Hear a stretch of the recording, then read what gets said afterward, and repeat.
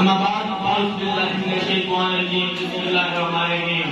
جناب صدر، میرے استاد اکرام اور میرے پیارے ساتھیوں، السلام علیکم. مجھے آپ سب کے سامنے اس عنوان پر لفظ شائع کرنے کا موقع ملا ہے، وہ ہے 23 مارچ. میرے مولا میری دھرتی کو سلامت رکھنا، میرے مولا میری دھرتی کو سلامت رکھنا، لالو یعقوبت سے مٹی کو سلامت رکھنا.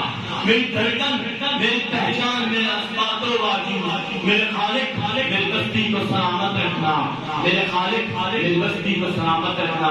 جناب صدر اور سامعین کرام، پاکستان اس نے موجود بنایا تھا جس نے ہندوستان میں پہلے فرد اسلام قبول کیا تھا. یہ اس زمانے کی بات ہے جب یہاں مسلمانوں کی حکومت قائم نہیں ہوئی تھی. ہندوستان کی جب پہلے فرد اسلام قبول کیا تو وہ پہلی قوم کا فرد نہیں رہا تھا، بلکہ وہ ایک جگہ قوم کا فرد بن گیا. اسی طرح ہندوستان میں ایک نئی قوم موجود ہے. جناب صدر اور سامعین کرام، 1940 کے آئین اسمبلی کے سالانہ اجلاس میں دو قوموں کا تصور پیش کیا گیا. 21 مارچ کی شام کو اس اجلاس کا آغاز ہوا اور 22 مارچ کو قائد اعظم محمد بن جناح نے اپنے صدارتی خطاب میں واضح طور پر فرمایا اس سبق کی وضاحت کرنا ہمارے حکومت اسلام اور اعظم کی حقیقی صورتحال اور حقیقت پر زمین سے جو کا اثر ہے. میرے کام یہ اقدام اس کے اندر ہے، لیکن حقیقت میں یہ دونوں سماج کا معاشرت بھی نہیں ہے. اور میں یہ کہ ہندو مسلمان دونوں مل کر ایک قومیت بنا سکے تو یہ غلط ہے، کیونکہ ہندو مسلمان سب اپنی فرقوں اور عالمی اعتراض سے تعلق رکھتے ہیں. یہ دونوں نہ تو اپنا شادی کر سکتے ہیں اور نہ ہی مل کر کھا پی سکتے ہیں، کیونکہ یہ دونوں قومیں مختلف تعصیب و تعلق رکھتے ہیں.